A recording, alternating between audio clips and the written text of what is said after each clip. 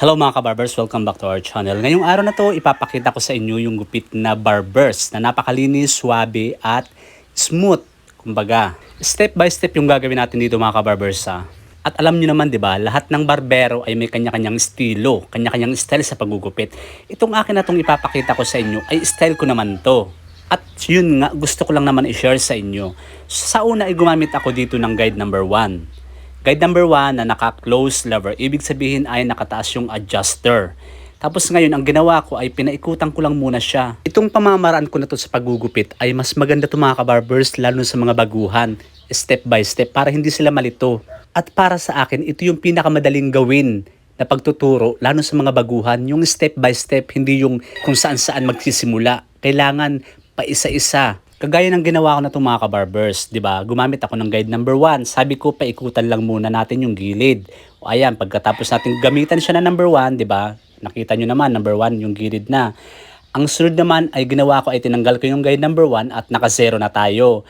So ngayon, yung adjuster naman is nilalaro lang yan. Pwede mo siyang i-up and down, close or open. Pwedeng half. So ngayon, kasi yung adjuster na yan ay dumedepende kasi yan. Kung gusto mong manipis yung bawas, iaangat mo lang siya, naka-close.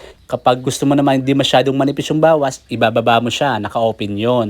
Yun ang ginagawa ng adjuster, open-close lever. Mas manipis ang bawas kapag naka-close.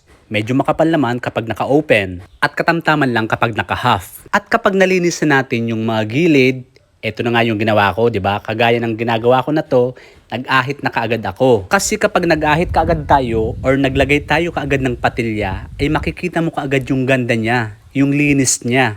At kapag natapos na natin siyang kortehan or patilyahan, magiging malinis na kaagad yung gilid niya. Kaya naman sa ganun, wala na tayong ibang iisipin. Uulitin ko lang mga kabarbers ha, di ba gumamit tayo ng guide number 1. Pagkatapos natin gumamit ng guide number 1, tinanggal ko yung guide number 1 at nag-0 tayo. Yun yung step by step. Pagkatapos natin mag-0, malinis na yung gilid, nag-ahit kaagad tayo. Ito na nga yung ginagawa ko, nag-ahit na para maging malinis na kaagad. At ang sunod naman natin gagawin, pagkatapos natin mag-ahit or mag-shave, mag-korte, wala na tayong ibang iisipin kundi magtatanggal na tayo ng kanto niya. Yung sa mga gilid, tapos magbabawas na lang tayo sa taas o 'di ba? Napakadali lang. Kasi nga kapag ang ginawa mo ay kung saan-saan ka nagsimula, mas mahihirapan ka doon, lalo na kapag baguhan ka pa lang. Kaya ito na nga yung tinuturo ko, kailangan step by step. At dahil tapos na tayo mag-ahit, mag-shave or mag-korte, ayan yung tinuturo ko na yan, ayan yung kanto na tinatawag. Ayan yung mga sobrang buhok, diyan na tayo mag-focus, wala na tayo ibang iisipin. Nag-0 na nga ako dito tapos close lever ko lang siya para mas madali makuha yung mga sumusobrang buhok. Try nyo sundan to mga kabarbers yung step by step kasi ito yung mas madaling way.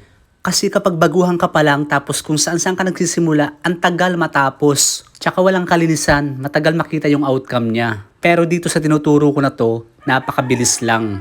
Makikita mo kaagad yung resulta niya. At panoorin yung mga kabarbers kung paano ko magtanggal ng kanto. Ito lang naman yung style ko. Gusto ko lang naman i-share sa inyo. At disclaimer lang naman mga kabarbers, hindi naman ako nagmamagaling. Gusto ko lang naman i-share sa inyo yung aking nalalaman at yung pamamaraan ko kung paano ako maggupit. Aaminin ko sa inyo kahit ako matagal na akong barbero pero nanonood pa rin ako ng mga tutorial sa YouTube. Kasi alam naman natin na sobrang ang daming magagaling magupit. At gusto ko din madagdagan yung mga kaalaman ko, yung mga bagong naglalabasang style ngayon. At eto pa mga kabarbers ang sasabihin ko sa iyo, dapat may sarili ka ring diskarte. Kailangan bago ka magsimula, dapat alam mo na yung gagawin mo. Alam naman magsimula ka na hindi mo pa alam yung gagawin mo, mahihirapan ka nun. Kasi ang magugupit mga kabarbers kapag bihasa na or matagal na siya nagugupit, unang tingin pa lang sa ulo ng client ay alam na nila kagad kung anong gagawin. Pero kapag baguhan ka pa lang or nag-aaral ka pa lang magupit, kailangan medyo i-analyze muna talaga. Pag-aaralan mo muna, dahan-dahan lang muna kung ano ba yung nababagay sa customer. At balik na nga tayo sa ginagawa natin mga kabarbers.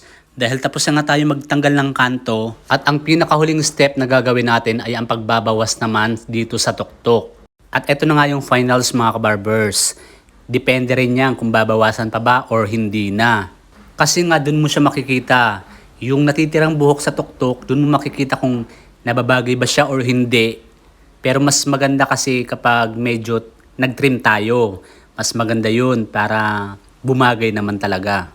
At ito na nga yung mga kabarbers, ito na yung resulta niya. Step by step lang natin ginawa. Kung baguhan ka lang talagang mas madali lang talaga yung ganung proseso. So ngayon, papakita ko sa inyo yung result ng gupit natin. Ito lang yung basic barbers. Napakadaling gupit lang to. So ayan mga kabarbers, sana may natutunan ka, sana naintindihan mo yung aking explanation. Marami pa naman akong mga tutorial na ina-upload, panoorin nyo na lang. Maraming salamat mga kabarbers. Ito na nga mga kabarbers, diba? Napakalinis. And please don't forget to click subscribe and hit the bell button para updated ka sa mga bagong videos na upload.